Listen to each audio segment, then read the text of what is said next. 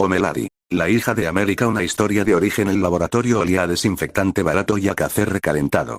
Bajo las luces blancas y zumbantes del subnivel 7 de Bouygues Industries, una incubadora de cristal reforzado contenía a una niña de apenas 5 años. Estaba desnuda, sentada con las piernas cruzadas sobre el suelo metálico, dibujando con un crayón rojo sobre una hoja de papel. Dibujaba a una mujer con capa. Una mujer sonriente. Una mamá. Detrás del cristal, dos científicos discutían si valía la pena darle de almorzar. Le tocaba a las 12, dijo el más joven, mirando su reloj. Son las 2:30. ¿Y? El otro ni siquiera levantó la vista de su tablet. No se va a morir. Lleva 3 semanas haciendo combustión espontánea con sus ojos cada vez que algo le molesta. Que aprenda a manejar la frustración. Eso lo pidió el departamento de marketing. La niña, dentro de la cámara, levantó la mirada lentamente. Sus ojos, de un azul imposible, brillaron por una fracción de segundo con un rojo incandescente. Luego volvieron a la normalidad. Sonrió. Volvió a dibujar. Esta vez añadió a la mujer mamá un detalle nuevo. Estaba en llamas. Su nombre oficial era el sujeto H7. Pero el equipo de relaciones públicas, en una reunión donde se sirvieron donas glaseadas y se discutió la importancia de humanizar el activo, había decidido llamarla Ana. Ana, porque sonaba dulce, americano, confiable. Ana, porque rimaba con banana y eso, según un estudio focal, generaba un 12% más de empatía en madres de entre 30 y 45 años. Pero cuando creciera, cuando saliera al mundo enfundada en azul, rojo y dorado, con la bandera ondeando a sus espaldas y una sonrisa perfectamente calibrada, el mundo la conocería por otro nombre. Un nombre escogido por un comité, aprobado por accionistas, registrado como marca en 47 países. Omelady. La hija de América. La que vela por ti mientras duermes. La que nunca, jamás, te fallará. Ana no recordaba a su madre porque nunca tuvo una. Su existencia comenzó en un tubo de ensayo, en un cóctel de compuesto VIAN seleccionado por un algoritmo. Pero los ejecutivos de Bouygues entendieron pronto que un héroe sin trauma es un héroe sin profundidad, y un héroe sin profundidad no vende muñecos articulados ni cereales de desayuno. Así que le inventaron una. Le inventaron varias, de hecho, dependiendo del segmento demográfico al que estuvieran apuntando esa temporada. A los soldados desplegados en el extranjero les contaron que la madre de Omelady había sido una enfermera del ejército, fallecida en combate, abrazando una bandera. A las madres del Medio Oeste les dijeron que había sido una maestra de escuela dominical, asesinada por un terrorista en un atentado. A los jóvenes urbanos les vendieron una versión más oscura, que Omelady había sido entregada en adopción, criada en las calles, y que su fuerza venía del dolor. Ana supo la verdad a los 9 años, cuando entró sin permiso al despacho del Dr. Vogelbaum y leyó su expediente. Lloró durante 2 horas. Luego cauterizó el papel con la mirada, sonrió al espejo y bajó a desayunar. Esa fue la última vez que lloró delante de alguien. Cuando cumplió 18, le entregaron su traje. Era un traje precioso, hay que admitirlo. Azul marino con escamas iridiscentes que captaban la luz como si estuviera hecho de noche estrellada. Guantes rojos hasta el codo, bordados con estrellas doradas. Una cinturón con el águila de Bouygues, que ella siempre creyó que era el símbolo de Estados Unidos hasta que, años después, se dio cuenta de que el águila tenía un par de alas más de las que debería, y que esas alas extras formaban, sutilmente, el logo de la compañía. Pero lo que más le gustó fue la capa. Roja, blanca y azul, larga, ondulante, hecha de una tela que la asistente de vestuario describió como más cara que tu apartamento, cariño. Ana no tenía apartamento. Vivía en la Torre Bouygues, piso 88, en una suite diseñada por un decorador que cobraba por hora más de lo que la mayoría de americanos ganaba en un mes. Pero entendió la metáfora. ¿Te ves? El sastre buscó la palabra correcta, mortal. Ana lo miró sin parpadear. Quise decir, inmortal. Inmortal. Perdón. Lo sé, dijo ella, sonriendo. Pero estabas pensando en lo otro. El sastre tragó saliva. Ana le palmeó el hombro con cariño excesivo, le crujió la clavícula sin querer, se disculpó con una risa angelical, y salió del taller. Esa noche debutó en el Times Square. Voló desde la torre, atravesando las nubes, mientras millones de personas la miraban desde sus televisores, sus teléfonos, sus pantallas en los rascacielos. Aterrizó en medio de la plaza, sobre una plataforma diseñada para resistir su peso. Levantó los brazos. La multitud rugió. Confeti rojo, blanco y azul cayó del cielo. Una orquesta tocó el himno nacional. Un niño le entregó un ramo de rosas. Y Ana, mientras saludaba con la sonrisa más perfecta jamás ensayada frente a un espejo, pensó, podría matarlos a todos en 37 segundos. Calculé. Pero no lo hizo. Porque era una buena chica. Porque era la hija de América. Porque el comité de marketing sería muy infeliz. La primera vez que vio a Madeline Stillwell fue una semana después. Ana estaba en su camerino, todavía con el traje puesto, esperando a que alguien le dijera qué hacer ahora que el debut había terminado. Llevaba 20 minutos sentada, mirándose las manos. Había salvado a 12 personas esa tarde. Un incendio en Brooklyn. Lo manejó bien. Las cámaras la capturaron desde 3 ángulos distintos, y el equipo de redes sociales ya había viralizado el clip donde sacaba a un bebé del segundo piso. El bebé lloraba. Ella sonreía. Era una imagen perfecta. La puerta se abrió sin que llamaran. Tú debes ser Ana, dijo una voz. Cálida. Profesional. Con un dejo de algo más, algo que Ana no supo identificar en ese momento. Madeline Stillwell era una mujer alta, de cabello rubio recogido en una coleta impecable, vestida con un traje sastre gris que costaba lo que un coche. Llevaba unos tacones que repiqueteaban contra el suelo como un metrónomo. Su lápiz labial era de un rojo exacto, militarmente exacto, idéntico al rojo de los guantes de Ana. Como si lo hubieran coordinado. Como si todo en esa habitación, incluida ella, hubiera sido coordinado para Ana. Soy Madeline, dijo, extendiendo la mano. Voy a ser tu nueva manager. Bueno, manager es una palabra fea. Digamos, tu confidente. Ana le estrechó la mano. La de Madeline era cálida. Real. No temblaba. Eso le llamó la atención. La mayoría de la gente le temblaba al tocarla. No por su fuerza, que Madeline no podía conocer todavía con esa intensidad, sino por algo más profundo. Por instinto. Como si supieran, en algún rincón antiguo del cerebro, que estaban frente a un depredador. Madeline no temblaba. Madeline la miraba a los ojos, fijamente, con una pequeña sonrisa. Tienes los ojos más bonitos que he visto, dijo Madeline. Y créeme, he visto muchos. Ana parpadeó. No sabía cómo responder a eso. En todos sus entrenamientos de relaciones públicas, le habían enseñado a dar las gracias por los cumplidos. Pero algo en el tono de Madeline la hizo dudar. No era un cumplido común. Era una observación. Como si fuera una científica clasificando un espécimen raro. Pero también, no era solo eso. Había otra capa. Una cálida. Casi maternal. Casi. Gracias, dijo Ana, finalmente. Su voz salió más suave de lo que pretendía. Madeline sonrió más amplio. Sacó una libreta de su bolso, anotó algo, y volvió a guardarla. ¿Qué escribiste? Preguntó Ana. Que respondes bien a la afirmación verbal. Lo tendré en cuenta. Ana inclinó la cabeza. Por primera vez en mucho tiempo, sintió que alguien la veía. Realmente la veía. No al icono. No a la marca registrada. A ella. A Ana. La niña que dibujaba a su mamá en llamas. Le gustó.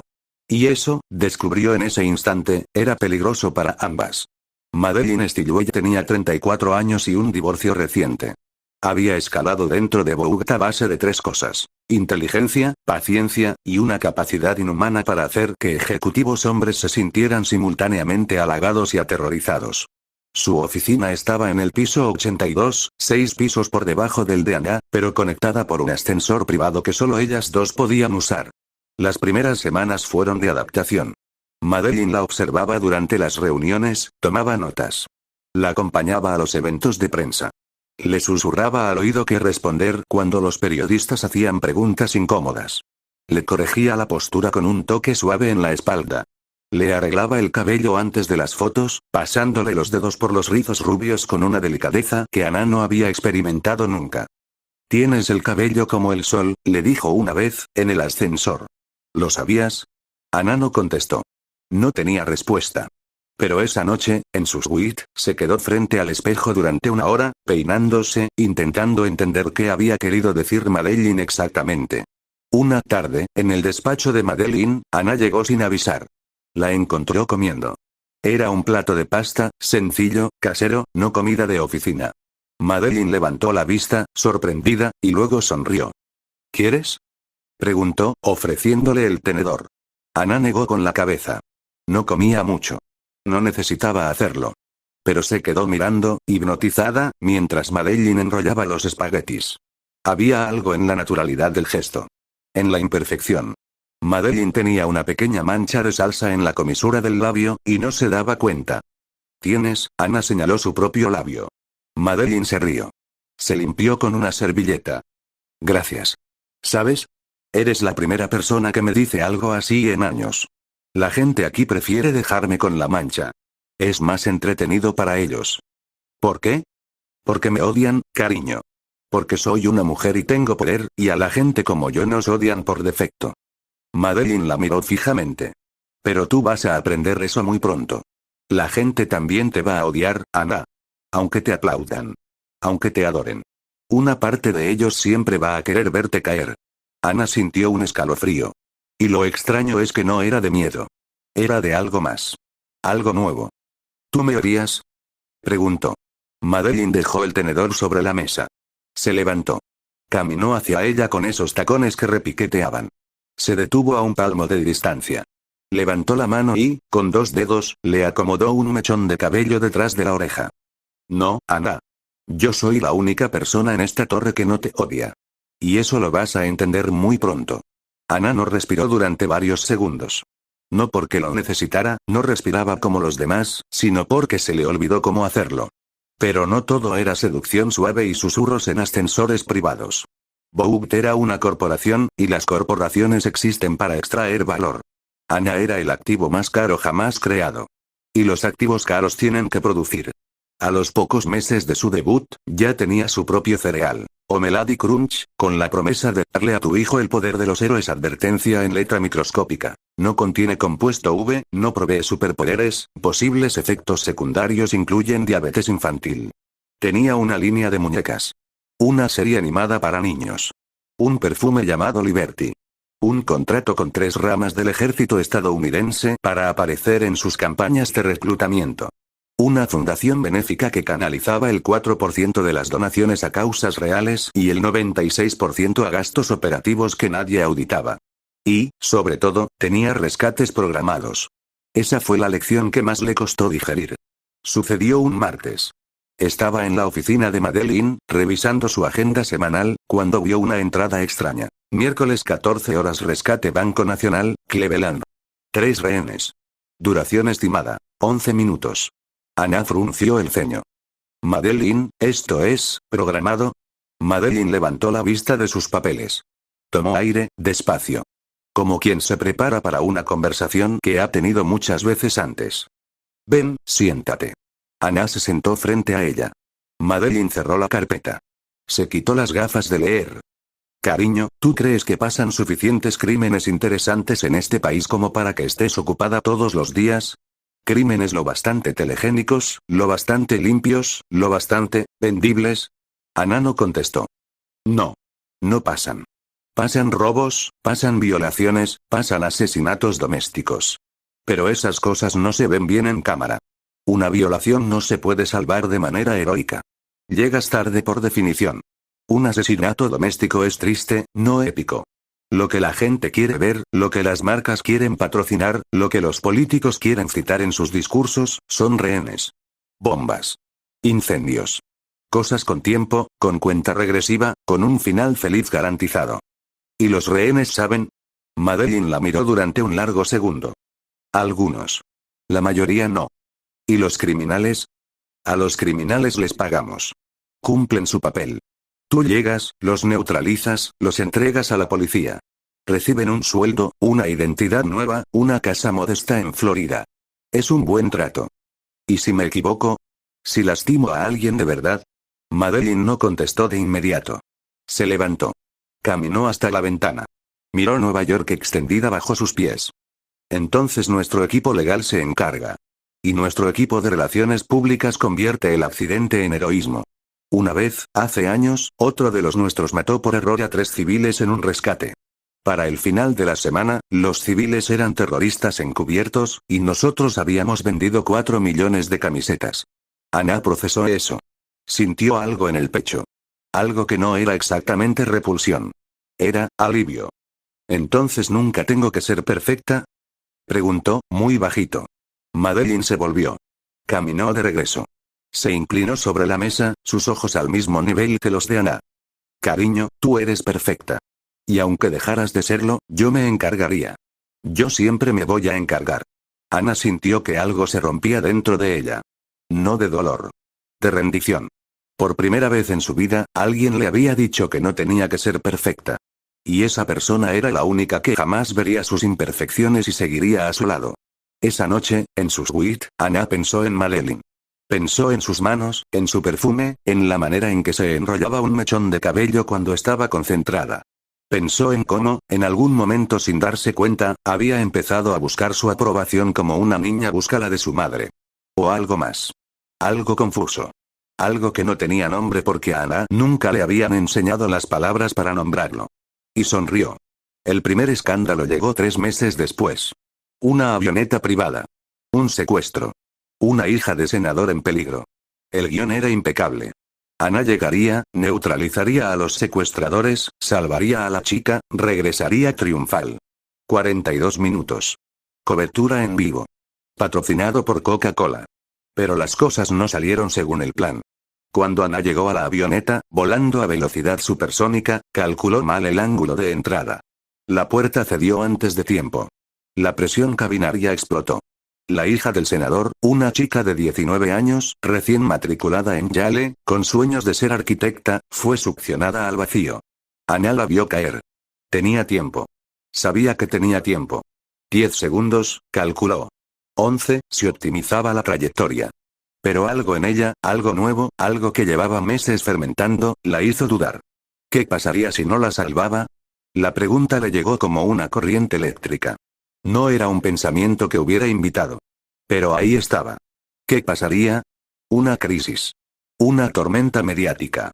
Madeline tendría que arreglarlo. Madeline estaría con ella. Madeline la consolaría. Madeline le diría que no era su culpa. Madeline le acariciaría el cabello.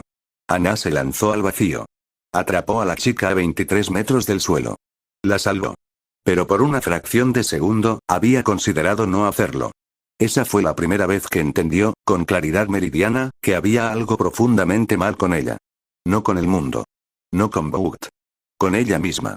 Algo que no podía cauterizar con la mirada. Algo que estaba allá adentro, mirando, esperando, calculando. Aterrizó. Entregó a la chica al equipo médico. Sonrió a las cámaras. Saludó. Voló de regreso a la torre. Y cuando llegó al piso 88, Madeline la estaba esperando con una copa de vino tinto y 2 pastillas de algo blanco. Estuviste cerca, cariño, dijo Madeline. Demasiado cerca. ¿Qué pasó? Ana la miró. Y por un instante, casi se lo contó. Casi le contó la duda, la fracción de segundo, el pensamiento horrible. Pero no lo hizo. Errores de cálculo, dijo. No volverá a pasar. Madeline la observó. Larga. Pacientemente. Como si pudiera ver a través de ella. Y quizás podía. Quizás esa era su superpoder. Ana, dijo, dejando el vino sobre la mesa. Tú puedes contarme cualquier cosa. ¿Lo sabes? Cualquier cosa. Yo no te voy a juzgar. Yo soy la única en este edificio que no te va a juzgar nunca. Ana sintió el escozor de las lágrimas. No las dejó salir. Pero asintió. Y aceptó la copa de vino que no necesitaba, pero que sabía que Madeline quería que aceptara. Bebieron juntas. En silencio. Madeline le acarició la mano con la punta de los dedos. Ana cerró los ojos. Pensó, si alguna vez te pierdo, voy a quemar el mundo. No lo dijo en voz alta. Pero lo pensó. Y supo, en lo profundo, que era una promesa. La sátira de su vida pública alcanzó su punto culminante en el desfile del 4 de julio. Vogt había organizado un evento masivo en Washington después de Cristo. Ana debía pronunciar un discurso desde las escaleras del Lincoln Memorial. El discurso lo había escrito un equipo de 6 personas. Lo había revisado un comité de 12. Lo había aprobado el CEO en persona. Hablaba de libertad, de sacrificio, de la grandeza de Estados Unidos, de cómo Vogt, en una mención sutil, casi accidental, pero perfectamente calculada, estaba orgullosa de servir a esa grandeza. Ana subió al podio. Miró a la multitud. 300.000 personas. Banderas. Niños con capas. Una pancarta que decía «Cásate conmigo, o me la di». Y por un momento, pensó en improvisar. Pensó en decir la verdad. Pensó en contar que la noche anterior había observado a un congresista borracho diciéndole a Madeline que ella, Anna, era el activo más rentable jamás producido, y luego intentando tocarle el muslo a Madeline, hasta que Madeline, con esa sonrisa profesional, ese rojo de labios militarmente exacto, le había rechazado la mano con tal precisión que el congresista no había notado el insulto hasta 3 minutos después. Pensó en contar que esa noche, después de la cena, había seguido al congresista al baño con visión de rayos X, lo había mirado mientras se lavaba las manos. Le había sonreído desde el otro lado de la pared. El hombre no la podía ver, pero ella sí podía verlo a él. Y por un segundo, había considerado calentar el agua del lavamanos hasta hervirla. Solo un segundo. Solo para asustarlo. Pensó en contar que cada vez que veía a Madeline hablar con otra persona, un ejecutivo, un cliente, un colega, una parte de ella, una parte cada vez más grande, calculaba si esa persona era importante. Si esa persona podría desaparecer sin generar consecuencias. Si esa persona estaba consumiendo tiempo que debería ser suyo. Pensó en contar todo eso. Frente a 300.000 personas. Frente a las cámaras. Frente al mundo. Pero miró a Madeline, que estaba al pie del podio, con los ojos puestos en ella, con esa sonrisa serena, con ese rojo de labios. Madeline le hizo un pequeño gesto con la cabeza. Un asentimiento. Una orden silenciosa. Lee el guión, cariño. Yo me encargo del resto. Anna leyó el guión. Cada palabra. Con la sonrisa perfecta. Con la cadencia perfecta. Con la pausa perfecta antes del cierre dramático. La multitud rugió. Los fuegos artificiales explotaron. Coca-Cola vendió 4 millones de unidades esa noche. Y Anna, mientras saludaba con la sonrisa que un focus group había calificado de 10 en confiabilidad maternal, pensó, Madeline es lo único real. Madeline es lo único mío. Esa noche, después del desfile, Madeline la llevó a un restaurante privado. Una mesa para 2. Un balcón con vistas al Potomac. Velas. Vino. Una cena que ninguna de las dos necesitaba comer pero que era importante por ser una cena. Lo hiciste muy bien, dijo Madeline. Gracias. ¿Estás bien? Anna dudó. Miró la copa. El reflejo de la vela en el vino. La mano de Madeline al otro lado de la mesa, tan cerca, tan posible. Madeline, dijo, muy bajito, ¿qué soy yo para ti? Madeline la miró. Despacio. Sin sonreír esta vez. Con una expresión que Anna no había visto antes en su rostro. Era algo honesto. Era algo desnudo. Eres una pregunta complicada, cariño. Necesito una respuesta. Madeline extendió la mano. Tomó la de Anna. Su mano era pequeña, frágil, humana. La de Anna podía aplastarla sin esfuerzo. Pero no lo haría. Nunca lo haría. Y ambas lo sabían. Eres mi trabajo. Eres mi responsabilidad. Eres el activo más importante de Vogt. Eres una niña que nunca tuvo a nadie. Eres una mujer que va a cambiar el mundo. Eres, Madeline dudó. Eres mi favorita. ¿Está bien si lo dejo así, por ahora? Anna asintió. Cerró los dedos alrededor de los de Madeline. Con cuidado. Con muchísimo cuidado. Está bien, dijo. Por ahora. Pero por dentro, Anna ya sabía la verdad. Sabía que Madeline nunca podría amarla del todo. Sabía que Madeline era humana, y que los humanos amaban a otros humanos, no a productos diseñados en un laboratorio. Sabía que algún día, Madeline intentaría irse. Volver a casarse, tal vez. Tener hijos propios. Una vida fuera de la torre. Y Anna sabía, con la misma certeza con la que sabía que el sol saldría al día siguiente, que no lo permitiría. Porque Anna era una buena chica. La hija de América.